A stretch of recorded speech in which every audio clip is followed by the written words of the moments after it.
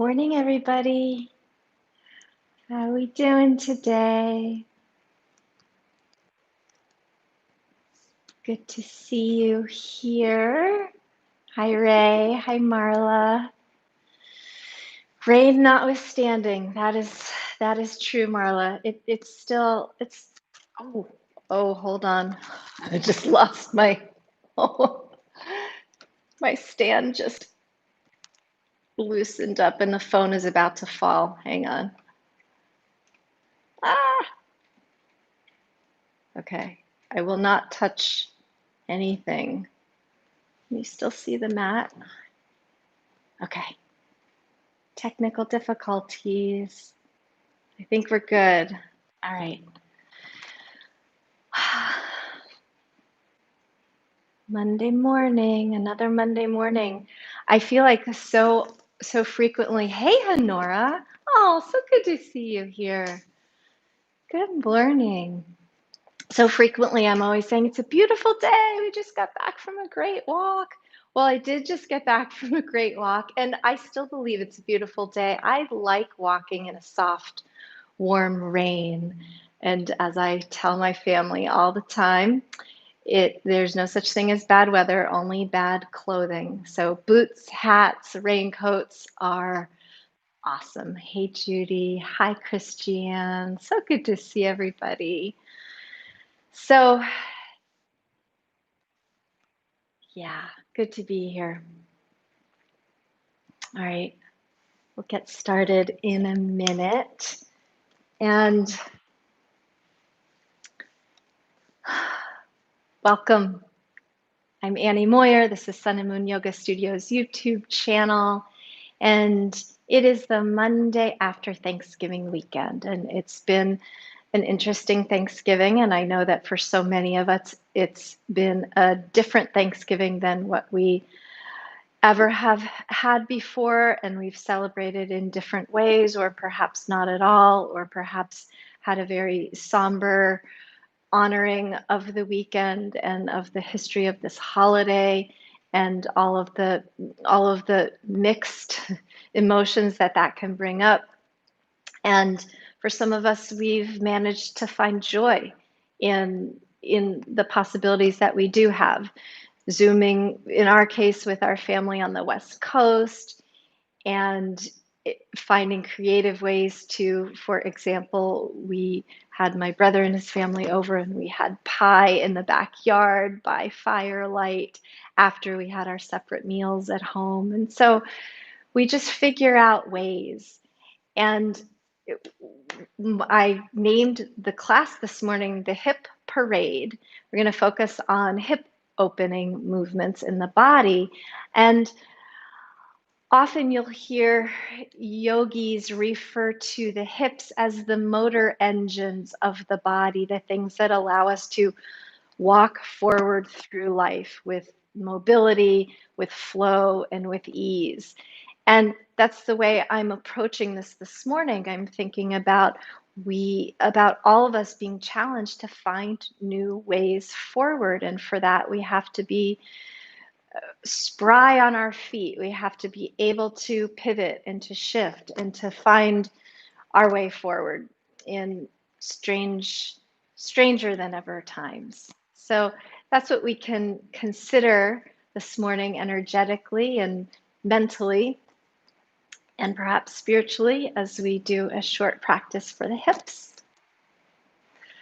Okay, so you will perhaps want two blocks this morning and or some piece of furniture nearby that you can hold on to when you transition from your knees up to standing and then back down onto your knees. So we'll start lying on the back with knees bent and feet on the floor.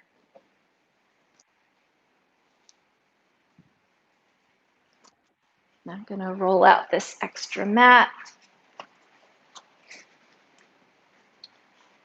So I have a little extra cushion. And I'm going to tip the camera down just a little bit more. Okay.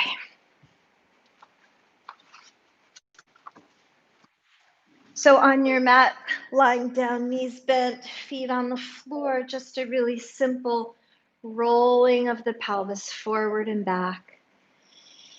So you orient your lower back to the floor, and you orient your hips to all of the possibilities for movement in this plane, the forward and backward plane. Just really simple shift back and forth. And find awareness of your breath. So you have a sense of the cycle of breath in and out. Your inhales and your exhales flowing freely together, giving simple exchange to one another. And then back to a central neutral position with the hips. So you might feel still a little bit of a gentle curve in the lower back. And then just gently rock the knees from side to side, and you can roll your head one way and the other way.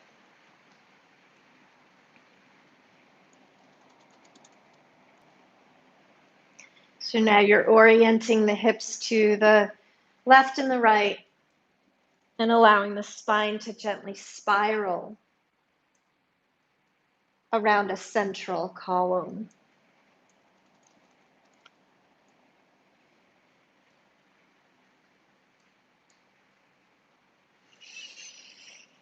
Gentle, slow breaths, tuning into the cyclical nature of spirit that moves through you with ease, with grace,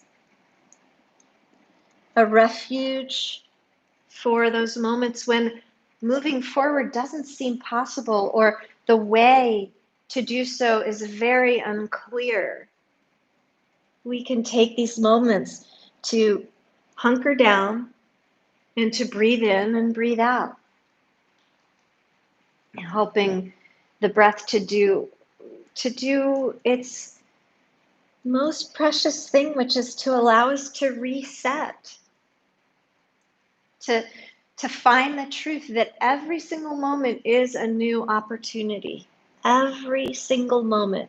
And there are these infinite new opportunities. So come back to center. And now center your feet right in front of the bones of your pelvis. And pull one knee in toward your chest and curl up toward the knee. Your forehead does not have to touch. That would be a big reach for me to make my forehead touch my knee. So there's no reason to do that. Just gently curling in and then releasing and unwinding back. A few times on the one side. And then step the foot back down. And same thing on the other side. Curling in and rolling back. And you can sync up this movement with your breath, perhaps exhaling as you curl in and inhaling as you roll back.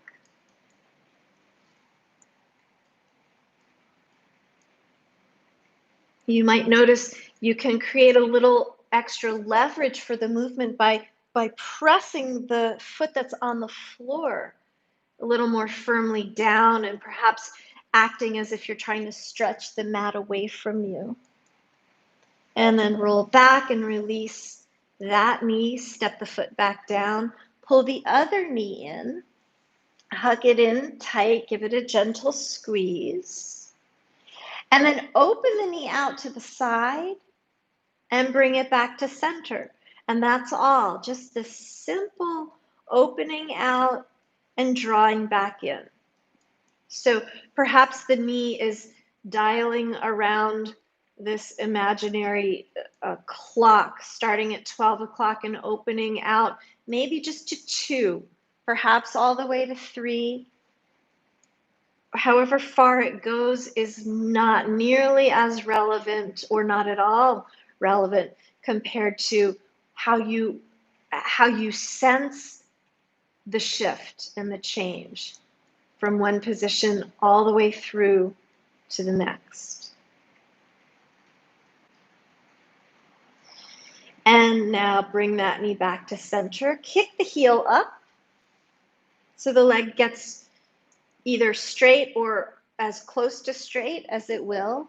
And then on an inhale, press out through the heel and lower your leg all the way down and then back. And then do the same thing on the other side. So pull the knee in and then open it out some amount on an imaginary clock starting at 12 and then opening it out. Every once in a while, check back in with your breath.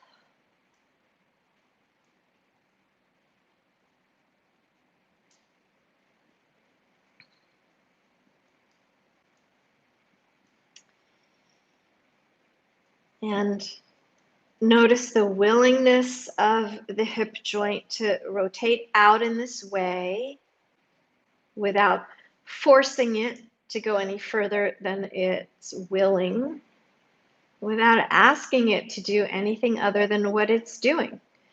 And then bring it back to center, kick up your heel, get the leg as straight as it'll go, and inhale, straighten out the leg, reach the heel away from you as you lower the leg down. And then bend the knee, step the foot back to the floor. This time, going back to the first side, pull the knee in and hook around either your hand or with the crook of your elbow around the back of the knee and pull the knee toward your shoulder. So it's going along the sideline of the torso. Hug it in close, flex your foot, and then lift your shin up toward the ceiling so the sole of your foot is on an even plane with the ceiling. And your shin now is a vertical column.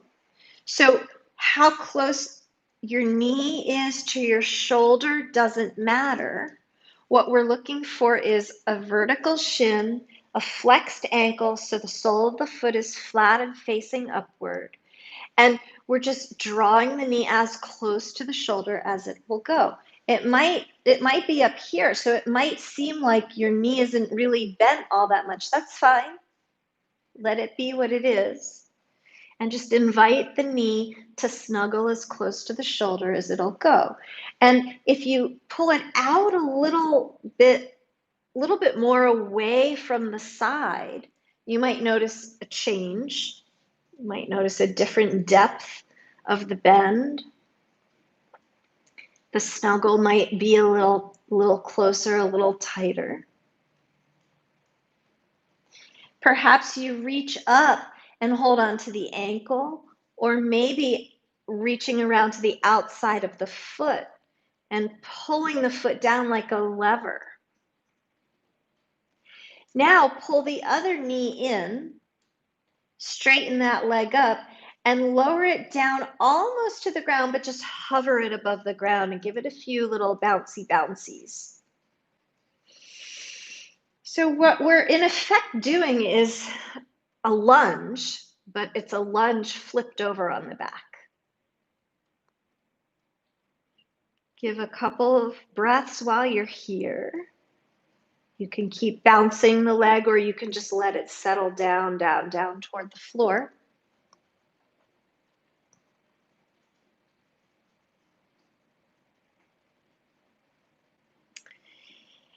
And then lift the leg back up, bend the knee, step the foot back to the floor, release the knee that you're snuggling toward your shoulder, and step that foot down on the ground. And now we'll get ready for the other side. And don't expect anything on the other side. It could be exactly the same, or it could be wildly different. Just stay here and notice. Pull the knee in. Slide your hand or your wrist, forearm, or the crook of your elbow behind the knee, and then pull the knee a little bit out to the sideline of the torso, and then down toward your shoulder. Flex your ankle, and lift the shin so it's vertical. And just give a little snuggle, pulling the knee in. Perhaps you slide it out a little bit more to the side. Perhaps there's some extra flesh around the belly and the side of the torso that you can gently invite towards center to make more room for the thigh to slide down and nestle on the side of the ribs or the belly. And then maybe reach up a little higher on the lifted shin.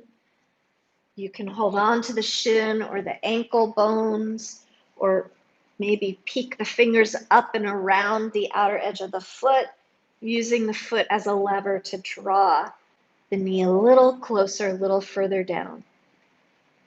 And now awareness on the other leg. Pull the knee in, straighten it up, reach it out, lower it down, hover above the floor, give a few bounces.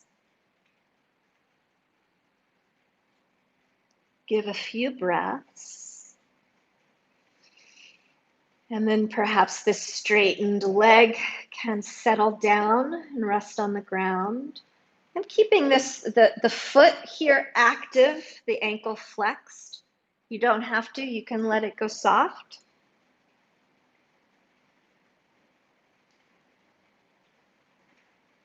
Notice what activation is still happening in the thigh that you're holding and the knee you're snuggling down. Can you maybe soften some of those muscles? Give some ease to the tissue around the bones. Your arm is holding the leg, so it shouldn't have to do much. And it's likely it's doing more than it needs to.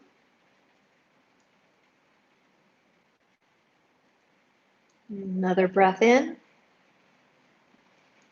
And another breath out.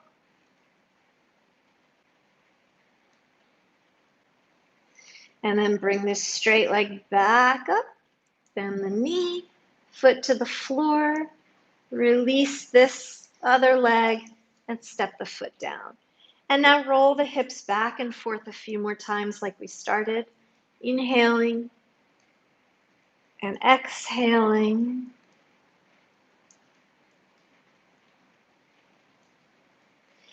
And now one more thing before we flip over onto hands and knees.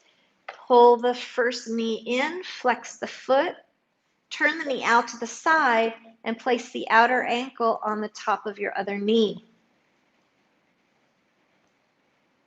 And then pull the other knee in.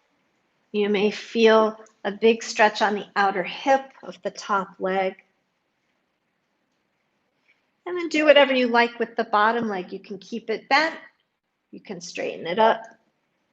We call this the figure 4. Breathing in and breathing out. And then release, step down, other side.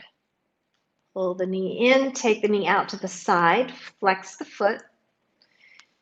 Deep crease in the ankle, place the outer ankle on the top of your other knee. This knee is moving away from you, this top knee moving away from you as then you draw the bottom knee towards you. Feel what you feel in your outer hip of the top leg. Test the difference between keeping your lower back neutral, gently curved away from the floor, and then flattening it to the ground. It's going to give a slight distinction, a little bit of different flavor to the way the outer hip stretches. And neither one is wrong or right. You can even rock back and forth between if you like.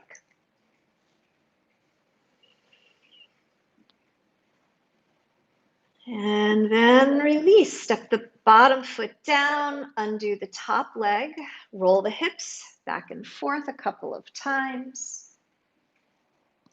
You can roll your head side to side a few times. And then when you're ready, roll to your side and come over onto your hands and knees. So from a hands and knees position, A few rounding spinal movements and a few arching spinal movements. I like to call this the rainbow as the mid-spine rises up, and the hammock as the mid-spine drops down. Do that a few times. And now step one foot forward.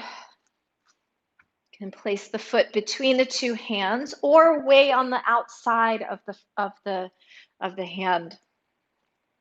It doesn't matter. We're going to glide forward and then slide back. Glide forward and slide back. So here's where blocks may come in handy. You can put them under your hands.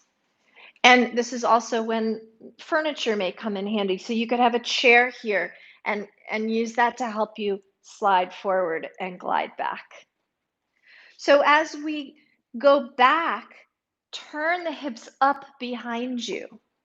Exhale and drop the heart and the belly down.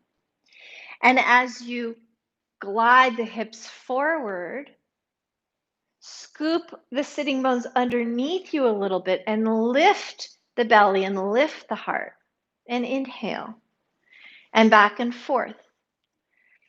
Sitting bones flip up as the belly and heart go down, and you exhale. Sitting bones scoop under as the belly and heart rise forward and up, and you inhale. Just a few more times.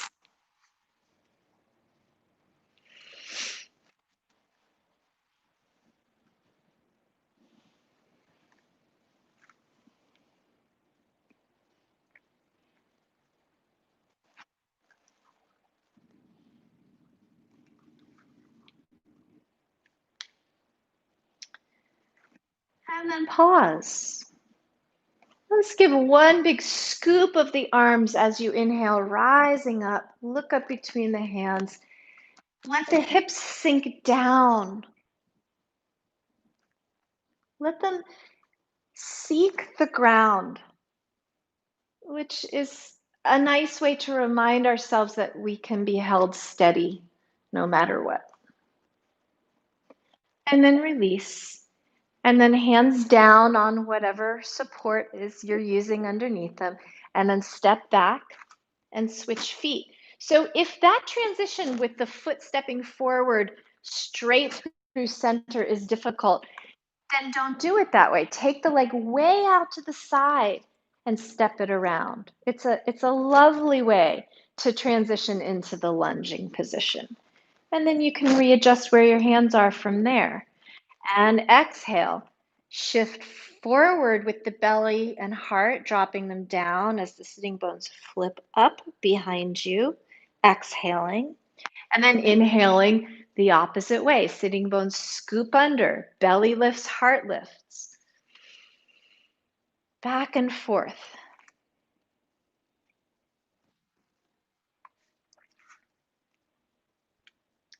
So if the hips are the motor engines for the body, then these gentle gliding lunges are just nice, easy ways to lubricate the gears. So if you think of it in those terms rather than in terms of oh, my hips don't go as far down as I want them to, or I don't open up as high as I think I should. Don't think of it in those terms. Whatever movement you're doing is serving the purpose here, which is to lubricate the gears, to keep these motor engines chugging along smoothly, even and especially when the road gets bumpy. And boy, this has been a bumpy road of late for all of us. Exhaling all the way out. Inhaling all the way in. And then pause the next time you're deep into the lunge. And root down into the front foot. Solidify the legs as you scoop up with a deep breath in, reaching high with the hands, with the gaze, with the heart.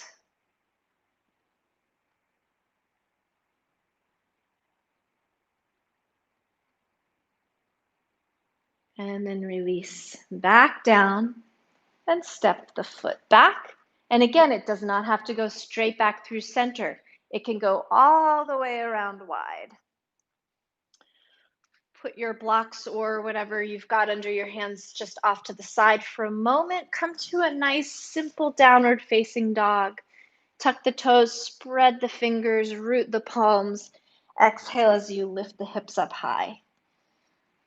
Long, steady breaths. Long, steady spine. This is a long, steady road we're on. Let's make it as smooth as possible as we choose our ways forward.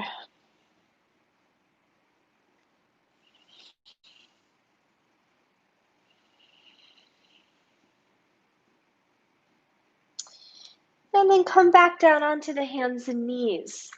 So this next movement is going to be a transitional thing that we'll do back and forth. So again, something under the hands will be useful. A block, 2 blocks, or a chair, or maybe if you're near a ledge or a wall even, just something to help steady you. And one foot will step forward. We'll tuck the toes on the back foot, straighten the back leg so we're in a high lunge. And then from here, press off the back foot. So that's going to give you some leverage and momentum to shift forward. The front foot is going to root down really steady, really strong. As you come up, and see, I held onto the ledge for a minute because I got a little wobbly, and lift the knee. What was the back leg is now a lifted front knee, and you can perk up the foot, flex the ankle. It helps keep the leg active and strong. And then we're going to go right back into that lunge. So this knee that you're holding is going to swoop backwards, bend the standing leg, step back, find the floor with your knee, and then same side, do it again. So we'll do it a few times on the same side before we switch. Big swoop up, and you can touch down as many times as you need or want to with the moving leg.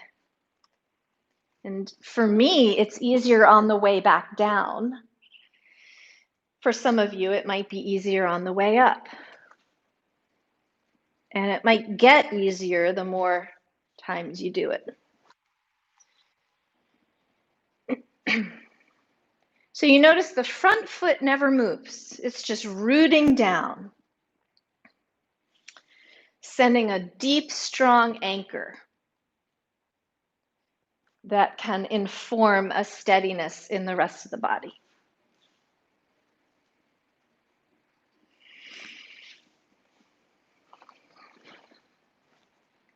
Let's do one more time on this side before we switch.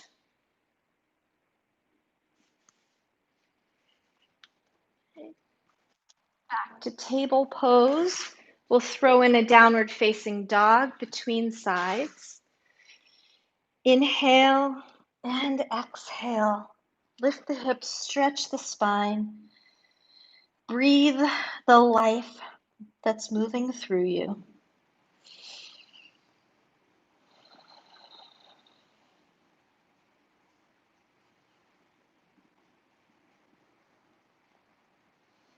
And then release. Back to hands and knees. Arrange your supports. And we'll do the other side. So stepping a foot forward so you have a new front foot that's not going to move. So it's setting down a deep, steady anchor. Back foot tucks toes, straightens knee, pause in the high lunge, and then get ready to lift off. You might feel very different on this side. And slide back. So a little bit of a boomerang action here. Back and forth. And as that back foot steps forward, and gets ready to launch into the balance, you can have it step down as many times as you want, like 1, 2, 3, 4, 5, all the way. It doesn't have to be one big sweeping balance act. But what we're suggesting to the energetic body here is that even as the road is bumpy and things are strange, we can find ways of supporting ourselves. We can keep the engines running smoothly. We can keep moving forward, even though we have to step back sometimes. A few more times. You will very likely notice a difference between sides. For me, the second side is not quite as smooth.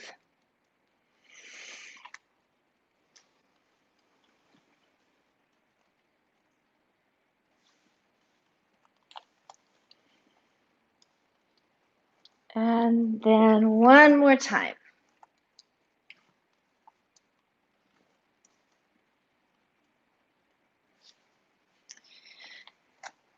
And release. You can put the blocks to the side. Step back to table pose, downward facing dog. Long, steady breaths.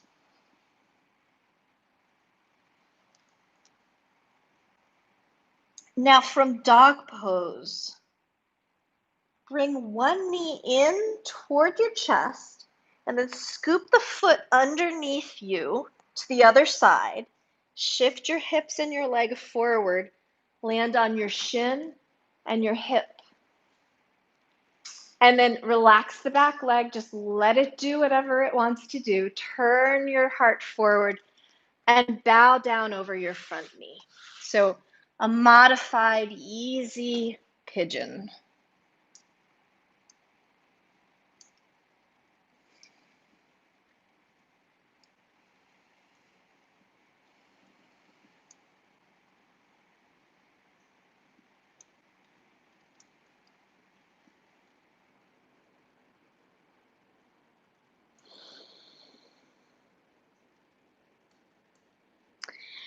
And then come back up. We're going to shift to the other side through downward facing dog. So activate the back leg, tuck the toes, straighten the leg, lift your front hip off the floor, step back, for pause on the floor for a moment, and then pull the other knee in toward the chest, shift, hips, torso, shoulders forward, foot comes underneath to the other side, land on your hip, on the side of the hip, turn your heart to face forward, and then walk your way down into the deep bow over your front knee. The back leg is soft. The breath flows. We invite it in, and we see it out.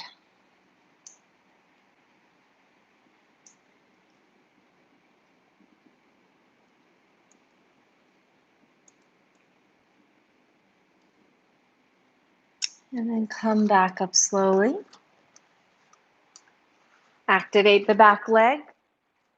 Lift the knee, lift the front hip. Step back, last time in downward facing dog. Deep breath in, full breath out. Bring the knees to the ground. Shift your hips back. Find comfort in child's pose, whatever that requires. So perhaps the knees go wide, perhaps the feet go a little wide. Maybe you like everything close together. Lay down the belly over the thighs. Drape your torso over your lap. And breathe. Relax the neck and the jaw. Let your head be heavy.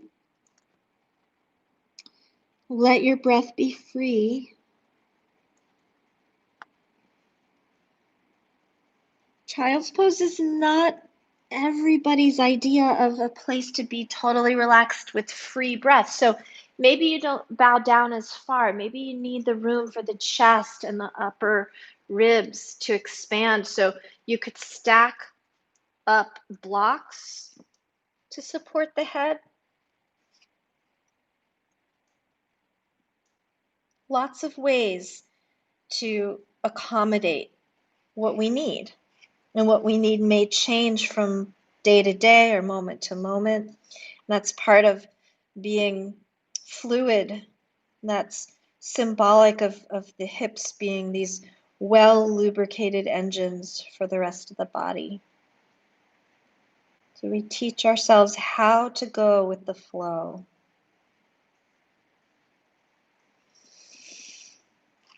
And then slowly come back up. Find a comfortable seat. Take a few breaths. Easy with the inhales, inviting the breath in. And easy with the exhales, seeing the breath out.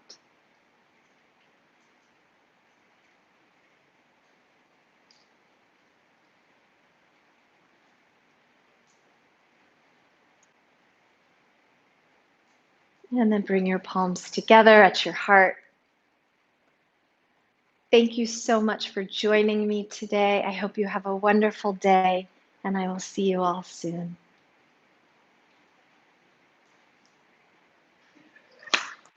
I have college students in the background waving.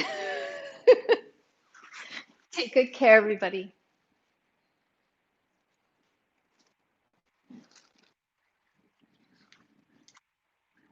Enjoy the rainy day.